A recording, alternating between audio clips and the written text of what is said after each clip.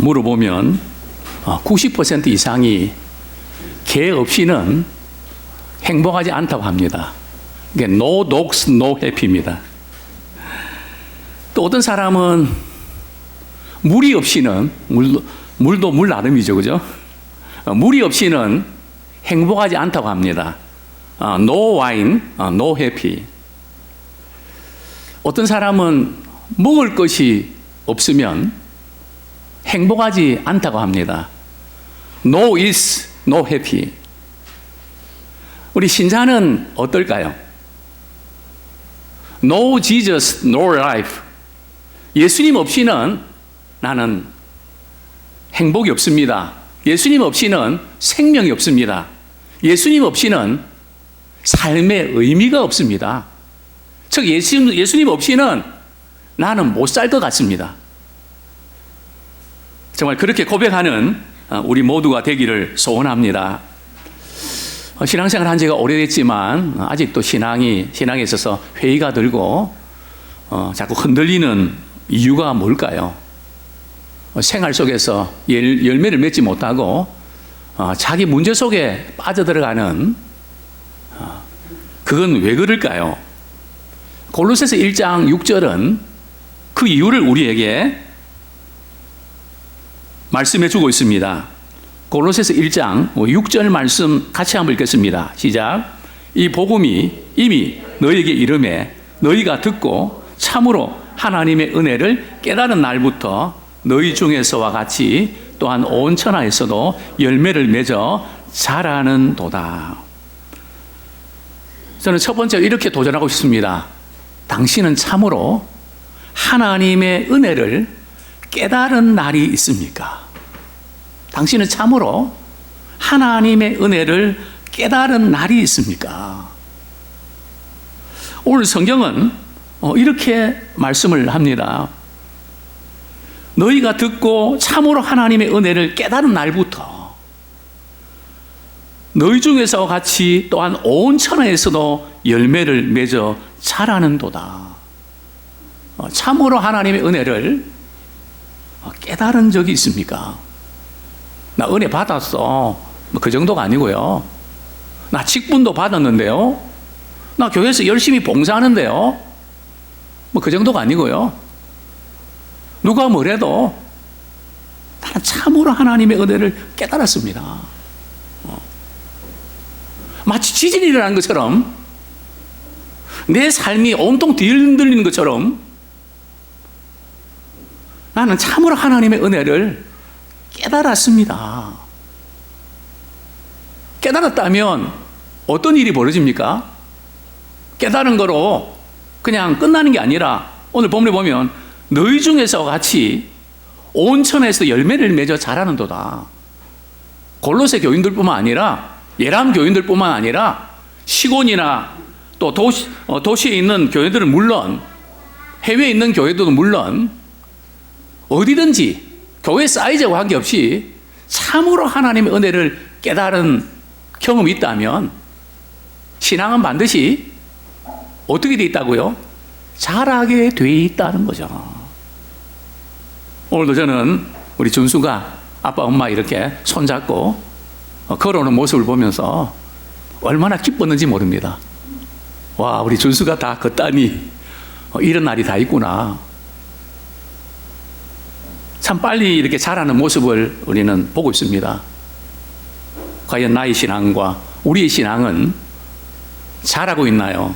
아니면 처지고 있나요?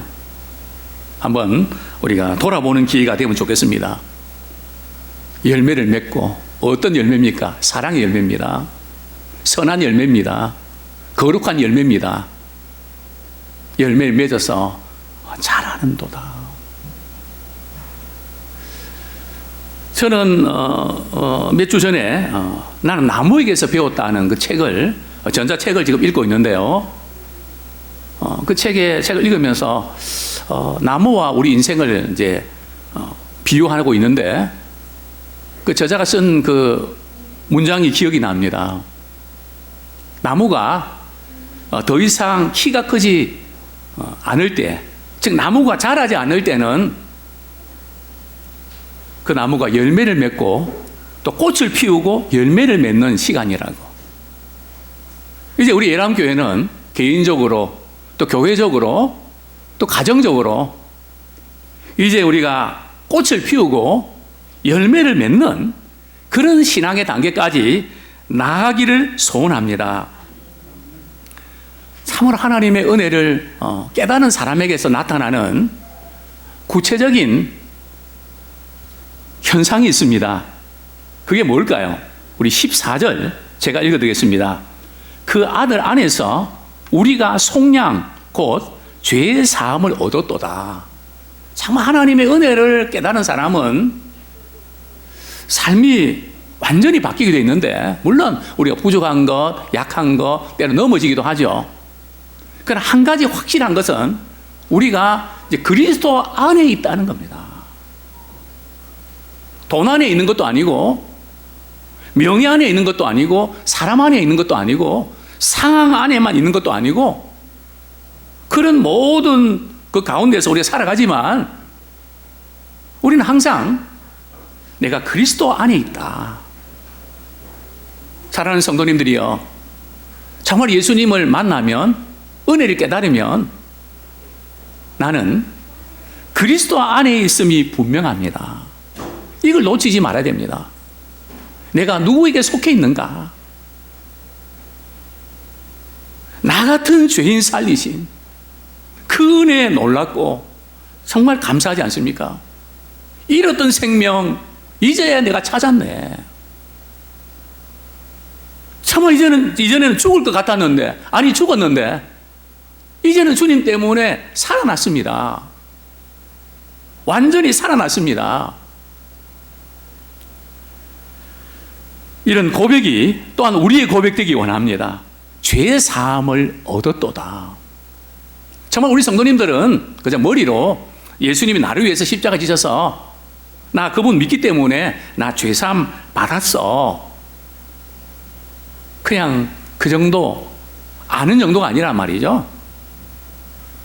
왜 예수님이 십자가 위에 못 박히셨을까?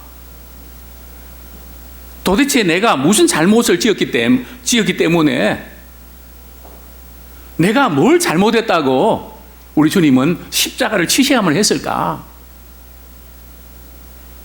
정말 주님 앞에서 내 죄가 얼마나 심각했는지, 우리는 예수 믿기 전에 자기 자신의 죄의 심각성을 알지만 시간이 지나면 지날수록 자신의 의를 고집합니다. 말씀을 들어도 말씀 앞에서 내가 깨어져야 되는데 다른 사람을 깨뜨리고 자기는 너무나 강합니다. 자신은 문제가 없습니다. 물론 말로는 내가 잘못했습니다, 내가 죄인입니다 하지만 그 부분은 조금입니다. 없는 게 아닌데 조금. 그거보다 내가 잘났고 내가 똑똑하고 내가 바르고 뭐 이것이 훨씬 더 큽니다. 그러니까 삶의 현장에서는 그 큰 것이 말이죠, 지배하기 때문에 내가 죄산 받았다는 그것보다 뭐 나만큼 하는 사람이 있으면 나와봐라, 나 할 만큼 했다고 자꾸 그것이 그냥 두더지처럼 말이죠 불쑥불쑥 올라옵니다. 그래서 그것이 때로는 노출되기도 합니다.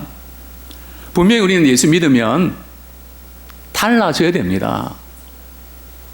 어떻게 달라져야 될까요?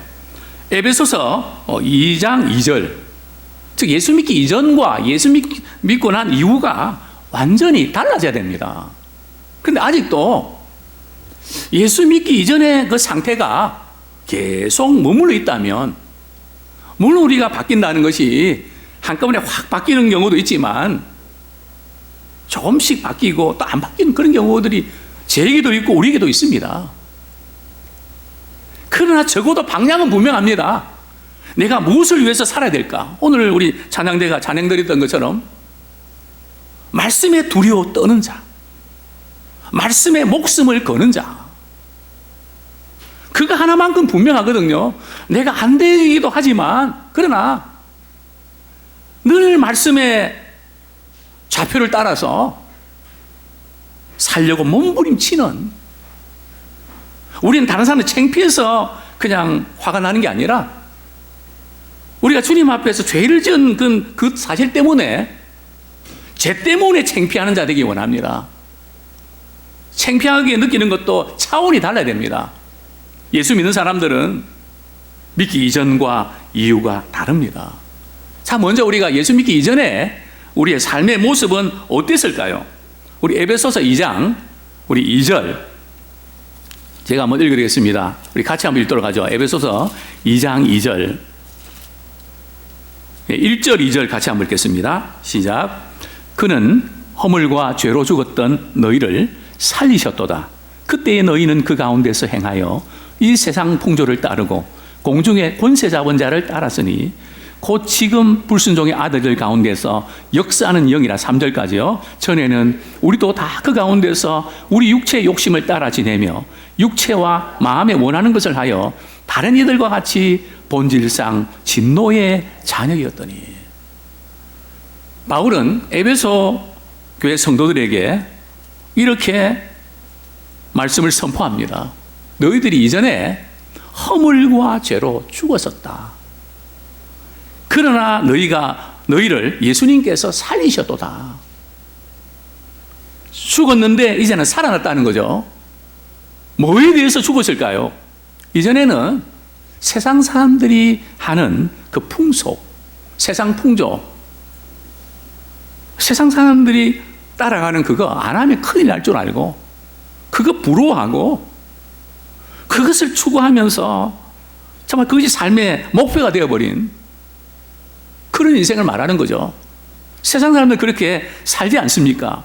자, 이 세상 풍조, 그 배후에는 누가 자꾸 부추기고 조정합니까? 공중의 권세 잡은 자를 따랐으니. 공중의 권세 잡은 자가 누굴까요? 바로 사탄입니다. 우리 눈에는 안 보이지만 사탄이 우리가 말씀을 들으면 어떤 경우들은 순종해야지 하는 마음이 생기는 경우도 있지만 그 말씀에 대해서 말씀은 그렇지만 어떻게 그렇게 살아? 자꾸 거부하려고 하는, 막 그저 내미는 그런 영적인 실체가 있다는 거죠. 그게 우연이 아니고 내 기질이 아니고 내 안에 있는 영이 그렇게 자꾸 거부를 하는 겁니다. 말씀은 그렇지만 하고 자꾸 빠져나간단 말이죠. 미꾸라지처럼 다른 것은 그대로 하면서도 하나님이 기뻐하시는 그 부분에 대해서는 요리 빠지고 조리 빠지고 자꾸 말이죠. 피단이나 말이죠. 이게 예수 믿기 이전의 우리의 모습입니다. 그것을 한마디로 쉽게 요약하면 우리 3절에 보면 육체의 욕심을 따라서 막 육체의 욕심이 들어오면 안 하고 못 베깁니다. 육체가 마음에 원하는 것을 다 해야 직성이 풀립니다. 성경은 이렇게 말합니다. 그렇게 살아가면 결과가 어떻게 되는지 아니? 그것은 본질상 진노의 자녀다. 그러니까 우리가 이렇게 살아가면 하나님의 진노를 피할 수가 없다는 거죠. 이것이 우리가 예수 믿기 이전에 우리의 모습이었습니다. 다시 말씀드리면 세상의 그 유행, 그래서 그 유행을 무시하라는 게 아니고 생각 없이 유행을 쫓으면 안 된다는 거죠. 또한 외모와 학벌, 참 외모 지상주의, 정말 외모가 스펙이 되고 있는,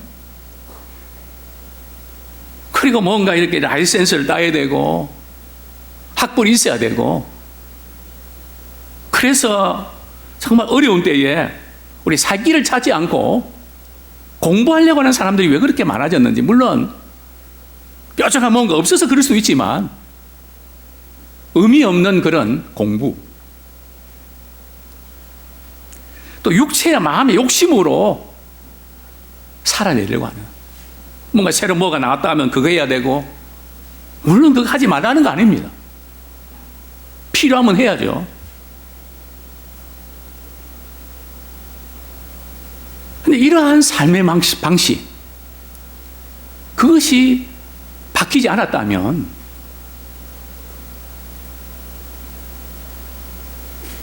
참으로 은혜를 깨달았다고 할 수 있을까요? 성경은 아니라고 말씀합니다. 은혜를 제대로 깨달으면 물론 우리가 그 유혹에 때로 넘어가기도 하지만 믿음의 중심은 지키고 갑니다. 그 방향은 딱 서 있어야 됩니다. 막 이렇게 사람의 말에 따라서 이렇게 저렇게 흔들린 게 아니고요. 아, 이게 주님이 기뻐하시는 거구나. 이게 주님이 싫어하시는구나. 이거 딱 보고 때로는 못할 때도 있지만 나는 가리라, 주의 길을 가리라. 그 중심 붙잡고 나가는 우리가 되기를 소원합니다. 그러나 우리 하나님께서 긍휼이 풍성하셔서 우리를 사랑하사 허물로 죽은 우리를 그리스도와 함께 살리셨습니다. 은혜로 우리는 구원을 받았습니다. 이 약속의 말씀을 우리 자신의 것으로 정말 받아들이셨습니까? 그렇다면 어떻게 확인할 수 있을까요? 그냥 아는데 다 그렇게 받았는데 이러지 말고요. 우리 신앙이 자라지 않고 열매를 맺지 못하는 것은 반드시 원인이 있습니다. 원인 분석을 해야 됩니다. 자, 두 번째로 저는 이렇게 도전하고 싶습니다. 골로새서 1장 13절 우리 같이 한번 읽겠습니다. 골로새서 1장 13절 시작. 그가 우리를 흑암의 권세에서 건져내사 그의 사랑의 아들의 나라로 옮기셨으니. 흑암의 권세에서 사랑의 아들의 나라로 옮기셨으니. 분명히 옮겨지셨습니까? 저는 두 번째 이렇게 도전드리고 싶습니다. 당신은 흑암의 권세에서 사랑의 아들의 나라로 옮기셨습니까? 옮기려고 합니까가 아니라 이미 옮기셨습니까? 저는 수년 동안 한 20억이 되는 교회 건물을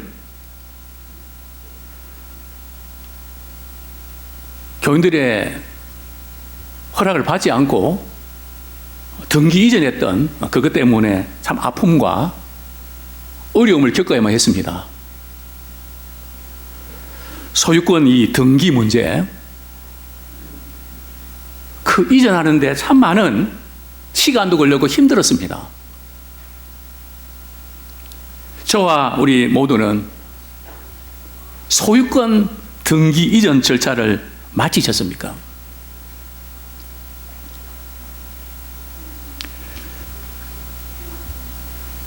흑암의 권세에서,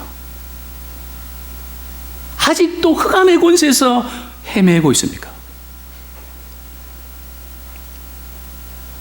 이제는 흑암의 권세에 있었지만 이제는 사랑의 아들의 나라로 옮기셨습니까? 정말 우리는 이전에 우리 욕심대로 살 때에 우리 흑암의 권세에서 억눌려 살았습니다. 눈치 보면서 살았습니다. 상황에 흔들리면서 살았습니다. 그러나 우리는 예수 그리스도를 믿음으로 우리는 해방을 누리게 되었습니다. 이제는 흑암의 권세, 그게 싫습니다. 저는 그런 분들 만났습니다. 알코올 중독에 빠져 있는 분들. 이제는 헤어나오셔야죠. 목사님, 저도 그러고 싶습니다. 그런데 나올 수가 없습니다.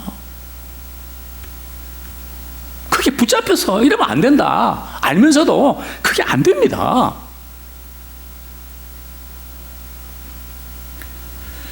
참 그런 안타까움을 갖는 분들이 있었습니다.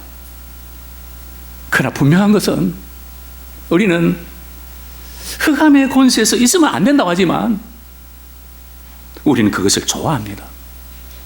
있으면 안 된다 그러면 그걸 싫어해야 되거든요. 근데 우리는 좋아합니다. 즐깁니다. 그러면 우리는 흑암의 권세에 지금 붙잡혀 있는 거죠. 물론 어떤 게임 중독, 뭐 또 여러 가지 많은 중독들이 있는데요. 그 중독은 엄밀한 의미에서 성경 영적으로 보면 흑암의 권세입니다. 분명히 주님은 우리를 흑암의 권세에서 건져내십니다. 주님만이 우리를 흑암의 권세에서 건져내실 분입니다. 저는 이 시간 참 우리 뭐 아무리 애를 써도 안 되는 우리 자신도 뭐 여러 가지 연약함이 있지 않습니까? 그것뿐이겠습니까? 우리는 다 그런 것 갖고 있지 않습니까? 흑암의 권세에서 우리 주님이 사랑의 아들의 나라로 옮기셨도다.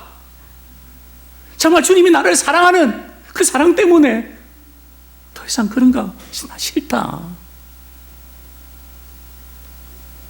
제가 대학 시절에 우리 선배들이, 군에 갔다 온 선배들이 항상 1차, 2차, 3차 시간을 가졌습니다.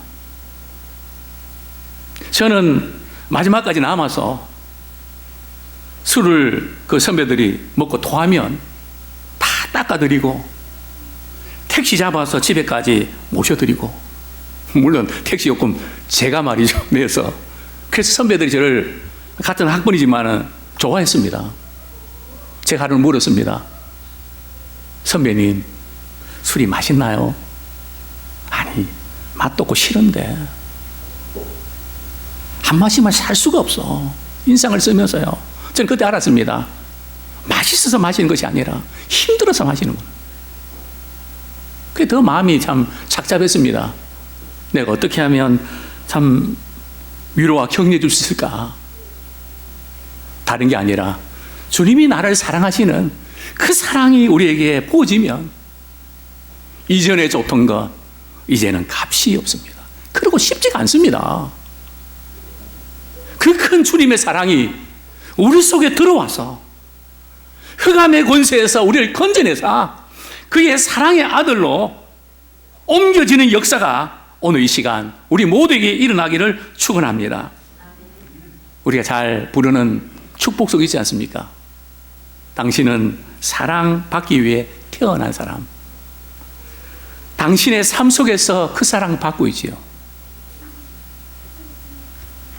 태초부터 시작된 하나님의 사랑은 우리의 만남을 통해 열매를 맺고 당신이 이 세상에 존재함으로 인해 우리에게 얼마나 큰 기쁨이 되는지, 당신은 사랑받기 위해서 태어난 사람, 당신은 그 사랑 받고 있지요. 지금도 그 사랑 받고 있지요. 정말 그렇습니까? 아침에 눈을 뜨면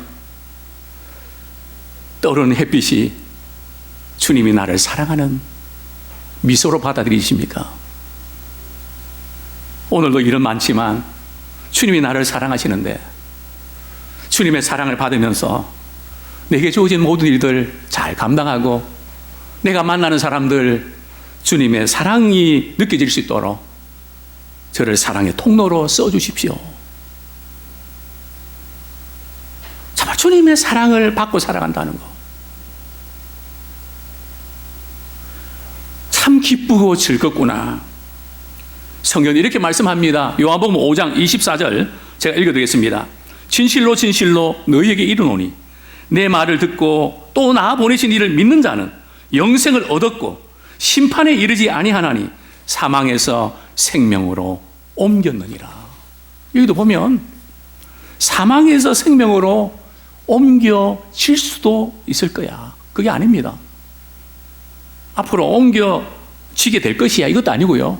믿는 자는 영생을 이미 얻었습니다. 심판을 받지 않는다는 것은 죄를 지어서 정죄의 심판을 받지 않는다는 겁니다. 영생은 언제 받는 거죠? 첫 번째, 죽고 나서. 두 번째, 언젠지는 모르겠다. 세 번째는 믿는 순간부터. 1번, 2번, 3번. 몇 번입니까? 죽고 나서 혹시 그렇게 생각한 분 계십니까? 또 언제인지 모르겠다. 그런 분 있습니까? 오늘 성경은 뭐라고 말씀합니까? 믿는 자는 영생을 얻었다고 했습니다. 또 오늘 우리가 불렀던 그 찬양, 영생을 누리며 주와 함께 살리라. 오늘도 내일도 주와 함께 살리라. 우리 신앙은 다른 게 아닙니다. 매일매일 삶 속에서 직장이든 가정이든 교회든 우리 사회 구성원이든 주님이 내게 주신 그 영원한 생명을 누리면서 살아갑니다. 그 영생을 증가하며 살아갑니다. 내가 예수님 만나고 나서 나는 새로운 인생이 되었습니다.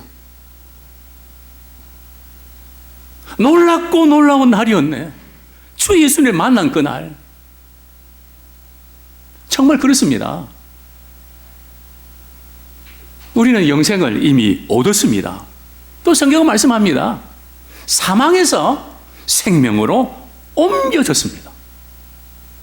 혹시 사망에서 생명으로 지금 옮겨지고 있는 그런 분들 안 계십니까? 신앙은 그런 게 아닙니다. 옮겨지려고 하다가 그냥 또 다시 돌아가고 그런 거 아닙니다. 사망에서 생명으로 옮겨졌습니다. 이걸 우리가 확실하게 해야 돼요. 우리가 볼 때는 물론 우리가 죄를 짓고 넘어지고 실수할 때도 있고 있습니다. 그러나 주님이 모실 때는 사망에서 생명으로 옮겨졌습니다. 그래서 우리는 계속해서 우리가 주님 주시는 생명 안에서 살아가고 싶습니다. 생명 아닌 것에 대해서는 관심이 없습니다. 예수 믿고 나서 이전에 좋던 것 이제는 어떻습니까? 어떤 분 그러더라고요. 예수 믿고 나서도 이전에 좋던 거 더 좋아지던데요. 그럼 그분은 신앙이 꽝입니다. 그거 아니에요. 분명히 이전에 좋던 거 이제는 하기 싫은 게 있어야 돼요. 여전히 똑같다면 안 된단 말이죠. 부부가 결혼해서 이전에 똑같은 그렇게 살아가면 됩니까? 안 되죠. 서로에게 맞춰가면서 사랑하면서 서로의 좋은 거 본받으면서 그렇게 살아야죠. 주님이 우리의 신랑이 되시는데 우린 주님의 신부인데 결혼했는데 똑같이 살아간다고요? 그게 가능합니까? 분명히 우리는 정말 이전에는 별로 이렇게 중요하게 여기지 않았는데 이제는 너무너무 소중한 겁니다. 분명히 우리는 가치관의 변화가 일어납니다. 예수님의 십자가를 경험하면 우리의 정과 욕심은 십자가에 못 박았다. 제가 이제 그게 좋은 건지 나쁜 건지 모르겠는데요. 참 예수 믿기 전에는 제가 사람들 정말 잘 웃겼습니다. 울고 말이죠. 웃기고 정말 탁월했습니다. 뭐 청소년 때부터 말이죠. 말 잘한다고.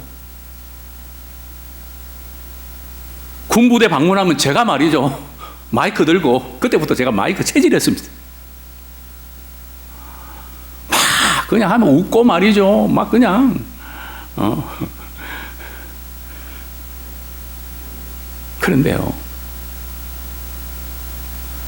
제가 주님을 만나고 나서 사람들 앞에서 내 자신을 나타내고 그게 싫더라고요. 주님, 그거 잘 사용하면 전도 문도 열리고 설교도 그렇게 하면 사람들 많이 모일 텐데 하면 안 될까요? 근데 싫더라고요.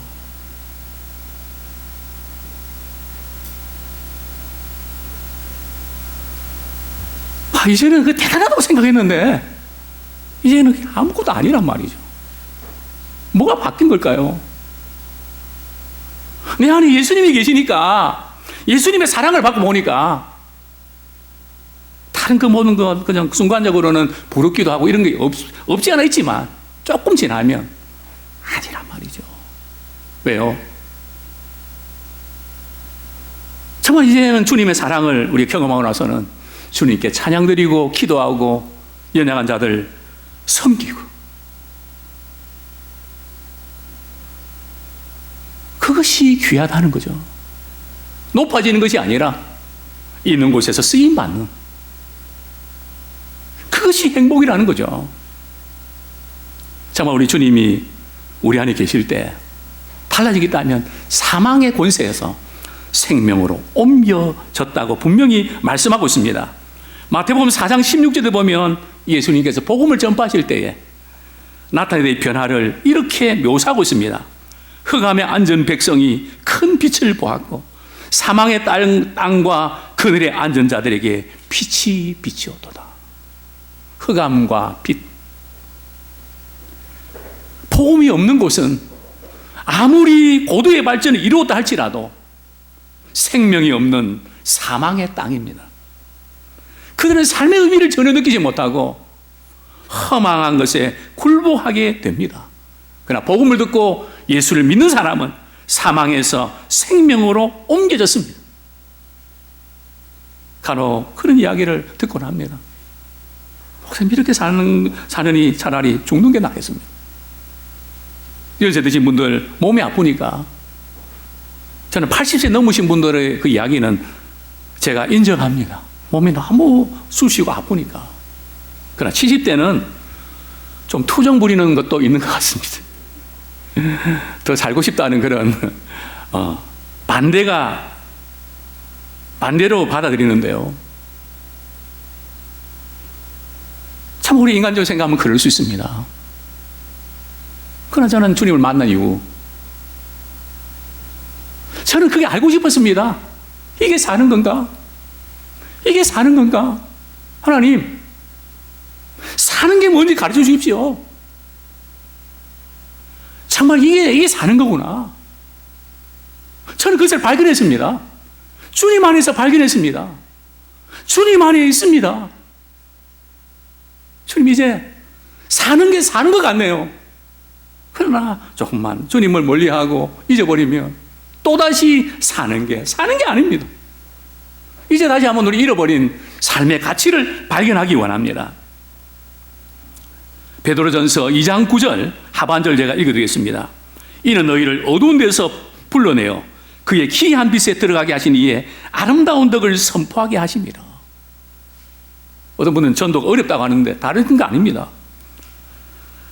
내가 이전에 참 어두운 데서 생각하는 것도 어둡고 말하는 것도 어둡고 참 모든 것이 어두웠는데 내가 주님 만난 이후에 참 생명의 빛으로 빛을 나는 발견했다고, 위로와 소망의 빛을 발견했다고.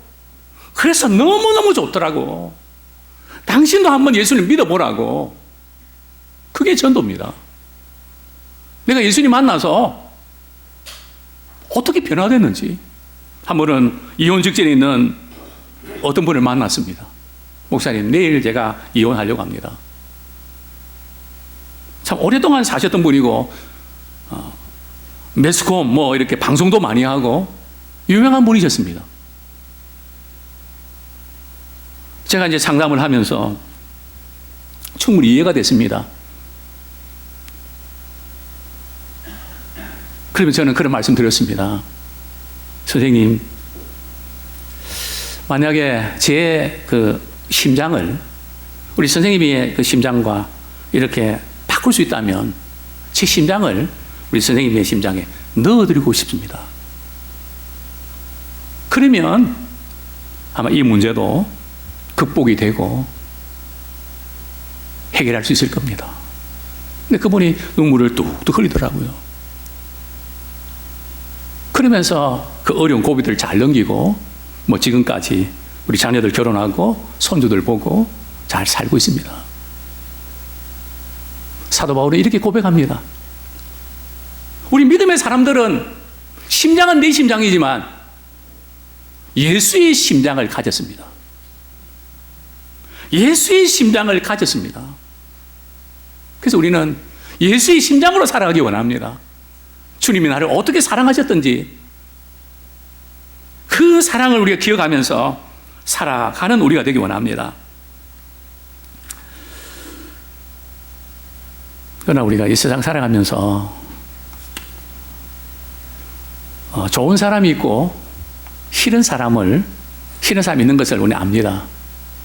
그동안 우리 성도님들은 좋은 사람을 많이 만났나요? 싫은 사람을 많이 만났나요?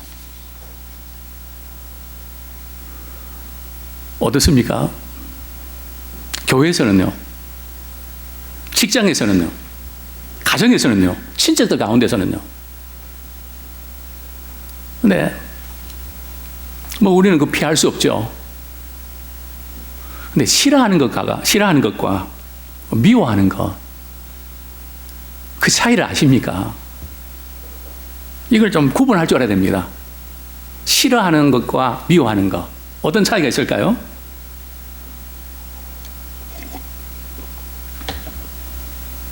싫은 것은 말이죠, 이유가 있나요, 없나요? 싫은 것은 이유가 없습니다. 그래서 뭐가 싫은데? 다 싫단 말이야. 아니, 뭐 싫으면 이러면 그럼 이야기를 해보라고. 아, 다 싫다니까.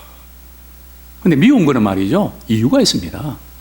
우리 국어사전에 보면 모양, 생김새, 말하는 거, 뭐 하는 게 마땅치 않고 마음에 안 든다는 거죠. 저는 세 번째로 이렇게 도전드리고 싶습니다. 요한일서 2장 9절부터 11절. 누군가를 계속해서 미워하면 뭐가 안 좋은지 아십니까? 우리 요한일서 2장 9절부터 11절 제가 읽어드리겠습니다. 빛 가운데 있다 하면서 그 형제를 미워하는 자는 지금까지 어둠에 있는 자요, 그의 형제를 사랑하는 자는 빛 가운데 자기 속에 거리낌이 없으나 그의 형제를 미워하는 자는 어둠이 있고 또 어둠에 행하여 갈 곳을 알지 못하나니 이는 그 어둠이 눈을 멀게 하였음이라. 그렇습니다. 빛 가운데 있다 하면서 그 형제는 우리 교인들 가르치거든요. 또 가까운 식구들 가르칠 수 있죠. 가까운 사람을 내가 빛 가운데 있다 하지만 그 사람은 밉다는 거죠. 근데 오늘 본문에 보면 그런 사람은 어디 가운데 있다고요? 빛 가운데 있지만 그럴 수 있어, 이게 아니고 지금까지 어두운 가운데 있었던 거야. 저는 이게 충격이었습니다.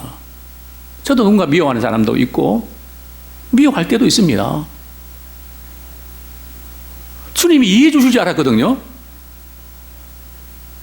빛 가운데 살아가지만 정말 마음에 안 들고 정말 싫고 또 미운 그런 사람이 있는데 그럴 수 있어. 너무 마음 상해하지 말고 잘 극복해. 이해하고 넘어가. 이러면 되는데 지금까지 어두운 가운데 있는 자다.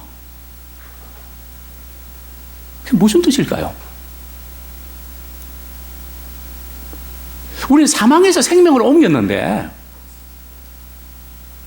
물론 순간적으로 감정으로 미운 생각도 들고 또 우리가 생각하면서 그런 그 부분들 주님이 무시하는 거 아닙니다.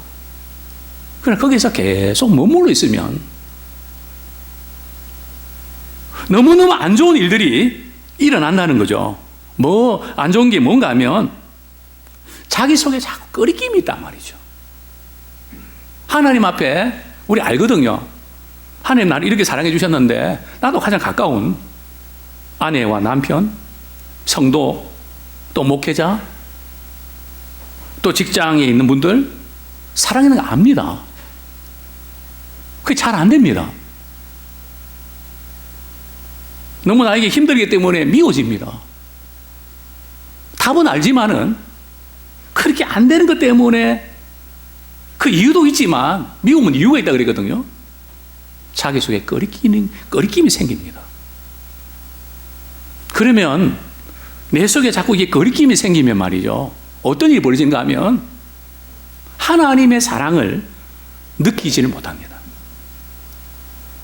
하나님의 사랑의 불감증에 걸린단 말이죠. 이건 엄청난 데미지입니다. 우리가 한순간이라도 하나님 나를 버리셨는가 봐, 하나님 나를 사랑하시지 않는가 봐, 이런 생각이 사로잡히는 순간 우리는 많은 것을 잃어버립니다. 이게 결정적인 것이죠. 엄청난 것이죠. 그래서 성경은 우리에게 뭐 하라고요? 회개해라. 그 꺼리기는 거 사람들이 찾아가서 용서를 구하고 하나님 앞에 그 죄를 회개하고 돌이켜야 된다.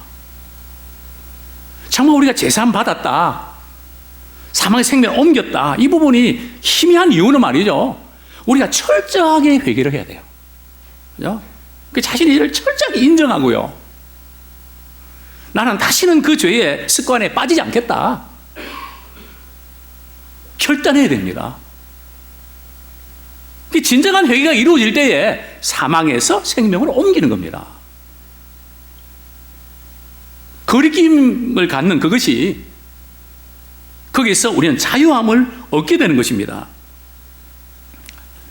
이제 그렇게 하지 아니하면요, 어떤 일이 벌어지는가 하면, 말씀을 들어도 그 말씀을 자기한테 이 적용을 안 시키고 자기를 방어하는 데 적용을 합니다. 자기의 생각을 말이죠, 뒷받침하고 변명하는 데 그 말씀을 갖다 붙인단 말이죠. 바리새인이 그러지 않았습니까? 예수님께서 독사의 자식이라고 책망하셨지만 나는 의롭다는 거죠. 저 사람보다 낫다는 거죠. 오히려 그냥 장녀와 세리들은 주님이 사랑하셨는데 바리새인들을 종교 지도자들이 어떻게 그럴 수가 있습니까? 자기 실상을 모르는, 주님이 필요한 것 자체를 느끼지 못하는 그런 부분들을 우리 주님은 책망하셨던 거죠. 그렇습니다. 우리가 이 미움의 어둠 속에서 편안함을 느끼지 마십시오. 온갖 문제에 걸려 넘어지게 되고 사로잡히는 신세가 됩니다. 우리는 누군가 만나면 사랑하고 격려하고 싶어져야 됩니다. 왜냐하면 주님의 사랑이 우리를 푸시하지 않습니까? 저는 어느 백화점이나 마트나 갈 때 영어로 말이죠, 푸시, 그 글자를 볼 때마다 그렇지, 주님의 사랑이 나를 푸시하고 있지, 주님의 사랑이 나를 강건하시는도다. 우리는 언제 어디서든지 때로는 우리 자신이 약해질 수도 있지만 주님의 사랑으로 푸시하는 가장 가까운 사람들, 어떻게 보면 저는 그 말씀을 제게 적용시키려고 노력합니다. 물론 그렇게 못할 때도 많이 있죠. 서로 다투고 미워지고 해주는 밥도 먹기 싫을 때가 있죠. 그때마다 저는 강단에 올라오면 두세 번 질문을 던지면 해결이 됩니다. 어떤 질문입니까? 너 하나님 사랑하는 것 맞아? 왜 저 하나님 사랑하는데요? 하나님 사랑한다고 하면서 가장 가까운 아내도 사랑하지 못하는 게 말이 돼? 안 되는데요? 그럼 어떻게 해야 되는데? 시간을 좀 주십시오. 뭐 시간이 지난다고 해결될 것 같아? 더 미워지지. 하나님 나를 이렇게 사랑하셨는데 또 가장 가까운 사람 못하고 마음 아프게 그러면 돼? 안 되지. 그래도 좀 사랑하면 좀 이렇게 좀 기분 좋게 그렇게 해야 되는데 제 마음이 상하게 하니까 그렇죠. 야, 그게 마음대로 되냐? 니도 그렇게 형성됐는데 그게 금방 고쳐지냐? 네가 그렇게 받아들이면 되지. 하나님, 제가 마음이 좋을 때는 그렇게 받아들이지만 저도 성질이 있잖아요. 그러니까 한 몇 번 질문하면, 그리고 회개하고 집에 들어가면 말이죠, 바로 집에 가자마자 밥 좀 줘, 밥 좀 줘, 배고파. 그게 얼마나 사랑스럽게 보이는지. 이 꾸미기 아니고요, 실제입니다.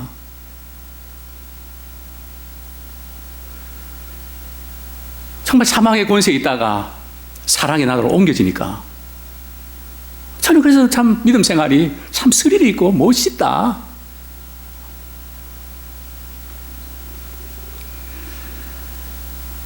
누군가를 계속해서 미워하면 뭐가 안 좋은지 아십니까? 성경 말씀합니다. 눈이 멀어진다 그랬거든요. 미운 감정이 들어오면 영적인 분별력을 상실합니다. 판단력이 흐려집니다. 그러면 자신은 자꾸 빛 가운데 있다고 생각하거든요. 남들은 아니야, 너 문제 있어, 이거 고쳐야 돼, 아무리 이야기해도 안 들어옵니다. 자기 자신이 어렵다고 생각합니다. 그게 또 제 모습이기도 했습니다. 그냥 내가 이 정도 사람인데 뭐 무시하고 인정하고 싶지 않은. 그러나 우리가 주님의 말씀에 빛 앞에서 우린 착각하는 이 부분들을 회개하고 돌이키는 저희들 되기 원합니다. 눈이 멀었다는 것은 삶의 목적을 상실해 버립니다. 갈 곳을 알지 못합니다. 이게 얼마나 우리 인생의 목표 상실이 비참합니까? 요한복음 5장 24절에 보면 내 말을 듣고 나 보내신 이를 믿는 자는 영생을 얻었고 사망에서 생명으로 옮겼다고 기록하고 있습니다. 그런데 사망에서 생명으로 옮겼다는 말씀은 똑같은데 또 다른 표현이 나옵니다. 요한일서 3장 14절 15절 제가 읽어드리겠습니다. 요한일서 3장 14절 15절 우리는 형제를 사랑함으로 사망에서 옮겨 생명으로 들어간 줄 알거니와. 형제를 사랑함으로 말이죠, 사망에서 옮겨 생명으로 들어갔다는 거죠. 요한복음 5장 24절은 믿음인데요, 사랑하지 아니하는 자는 어디에 머물러 있다고요? 사망에 머물러 있다. 참 죽을 지경이다 하는 우리 생각과 감정에 빠지는 것은 사랑을 놓쳤을 때입니다. 또 계속해서 말씀하고 있습니다. 그 형제를 미워하는 자마다 뭐 하는 자라고요? 살인하는 자니. 그런 말 많이 하죠. 미워서 죽겠다. 그게 살인과 미움이 딱 연결되어 있다는 거죠. 미워서 죽겠다. 항상 살인한 사람은 미움이 극치에 달할 때 연결되는 거죠. 살인하는 자마다 영생이 그곳에 거하지 아니하는 것을 너희가 아는 바라. 이 살인한다는 것은 바꾸어서 말이죠, 미움을 계속해서 품고 있는 사람은 그 속에 영생 있다 없다? 없다는 거예요. 아니, 우리에게 영생이 없다면 완전히 실패작이잖아요. 우리가 신앙생활하는 목적이 뭡니까? 우리 영원한 생명을 누리면서 섬길 수 있는데, 이게 이 미움이 얼마나 우리에게 치명타를 가합니까? 그럴 수밖에 없는 게, 하나님은 어떤 분입니까? 하나님은 사랑이시다. 근데 하나님은 사랑이신데 우리는 하나님을 믿는다고 하는 우리가 미움의 사람이 된다면 사랑과 미움은 정반대잖아요. 반대로 갈 때에 우리 인생이 어떻게 되겠냐는 거죠. 하나님이 사랑이시면 우리도 사랑이십니다. 같이 가야 되잖아요. 여기서부터 우리는 실패할 수 있다는 거죠.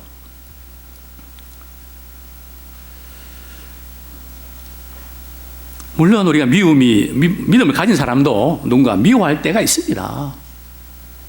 그러나 그 미움이 오랫동안 머물도록 방치해서는 안 됩니다. 그 미움이 이글거리도록 되면 안 된다는 거예요. 그런 분이 있다면 오늘 주님 앞에 하나님, 주님의 심령 주시고 미움이 불쌍히 여기는 마음으로 바꿔지게 해주십시오. 미움이 사랑의 감정으로 바뀌지 않습니다. 어떻게 그게 될까요?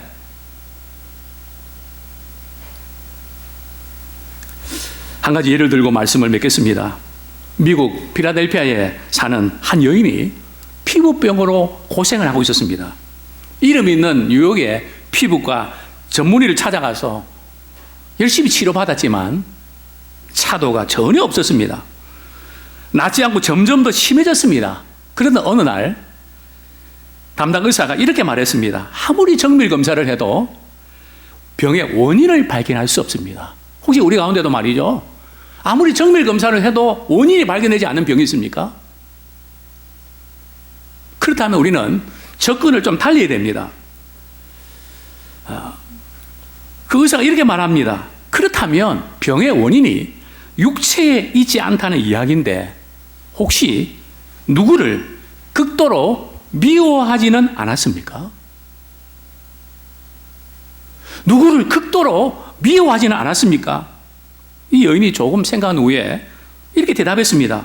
실은 이웃집 부인과 심하게 다투었죠. 그 여자는 이해할 수 없는 여자예요. 글쎄 뭘 했는지 아세요? 우리 집 강아지가 냄새가 나서 구역질이나 못 살겠다는 거예요. 난 그 부인 때문에 너무너무 화가 나고 약에 올라서 분통이 터질 지경이랍니다. 이때 가만히 그 이야기를 듣고 있던 의사가 단호하게 선언했습니다. 내일부터는 우리 병원에 치료받으러 오지 마십시오. 여인은 깜짝 놀랐습니다. 아니 왜요? 내가 화내는 것과 이 얼굴에 피부에 솟아나는 것이 무슨 상관이라도 있단 말입니까? 예, 그렇습니다. 병원에 오시지 않고도 치료할 수 있는 처방책을 알려드릴 테니까 그대로만 하십시오. 다른 방법은 안 됩니다. 그게 어떤 방법인데요? 의사의 처방은 미워하는 이웃집 여자와 화해해서 사이좋게 지내라는 것이었습니다. 그러나 이 여인은 의사의 처방을 받아들일 수 없었습니다. 그것만은 안 됩니다. 난 잘못이 없는데 공연히 생트집 잡는 여자와 어떻게 잘 지낼 수 있단 말입니까? 그 여자가 사과해도 용서할까 말까 하는데 왜 내가 먼저 화해를 해야 합니까? 난 못합니다. 그렇다면 부인의 그 피부병은 치료될 수 없습니다. 하나님조차도 속수무책일 겁니다.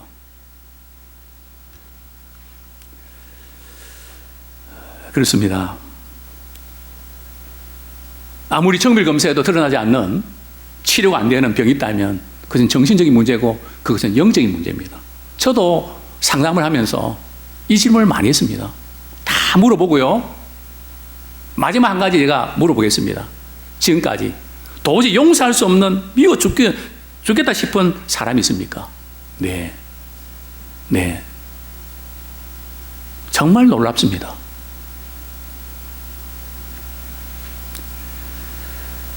이런 미움을 우리가 어떻게 풀어가야 될까요? 정말 먼저 우리는 나와 같은 죄인을 주님은 생명을 주시면서 나를 죄에서 용서해 주셨습니다. 우리는 이 죄에 생명을 주시면서까지 우리 용서해 주셨던 그 큰 사랑을 받았습니다. 사망에서 생명으로 그분은 옮기셨습니다. 그래서 우리는 우리의 감정과 생각으로는 용서가 안 되고 미워 죽겠다는 것이 사실입니다. 그러나 믿음의 사람은 주님의 사랑이 넘어와야 됩니다. 주님의 용서가 넘어오게 되어 있습니다. 정말 주님의 사랑이 문제 앞에서 도저히 안 되는 것, 그것은 녹이십니까? 주님의 용서가 도저히 싫은 사람, 미운 사람 용서가 됩니까? 사망에서 생명을 옮겨줬던 그분을 제대로 만나면, 그분의 용서를 내가 정말 체험했다면 실제로 가능합니다. 십자가의 사랑을 경험할 때 우리는 지나온 날 잘못 살았던 것, 우리가 주님 앞에 철저히 회개하고 돌이키기 원합니다. 주님의 사랑을 안다고 하면서 미운 감정을 풀지 못한다면 회개를 통해서 용서해 주시는 하나님의 사랑을 우리가 경험하게 달라고 기도하십시오. 예수님을 제대로 만난 사람은 흑암의 권세에서 사랑의 아들의 나라로 옮겨주셨습니다. 예수님 없이는 생명 없고 예수님 없이는 삶의 의미가 없습니다. No Jesus, no life. 아무쪼록 다시 한번 예수님과 함께 새 생명의 시작이 우리 모두에게 일어나기를 축원합니다. 미움이 변해서 사랑으로, 정말 주님이 나를 이처럼 사랑해주는 그 사랑이 느껴지면서 철저하게 우리 주님 앞에 정말 나의 고집, 내가 잘못 살았던 거 회개하면서 그 잘못된 습관까지도 주님은 고쳐주십니다. 주님의 사랑이 들어올 때에 그게 싫어집니다. 밀어낼 수 있는 힘이 생깁니다. 정말 이 복음의 능력을 우리 모두가 경험하고 승리하는 그런 우리가 되기를 소원합니다. 이 시간 말씀 붙잡고 회개와 결단의 기도를 드리겠습니다. 참으로 하나님의 은혜를 깨달은 적이 있습니까? 흑암의 권세에서 사랑의 아들의 나라로 옮겨지셨습니까? 아직도 여전히 미움이 이글거리는 그 상태에 있다면 우리는 많은 것을 놓치고 있습니다. 사랑하는 자녀입니까? 남편입니까? 아내입니까? 그 어떤 대상이라 할지라도 우리는 주님의 사랑으로 녹이는 우리가 되기 원합니다. 우리는 할 수 없지만 그분의 사랑이 넘어올 때에 분명히 주님은 그렇게 이루실 것입니다. 회개와 결단의 기도 드리겠습니다. 주님,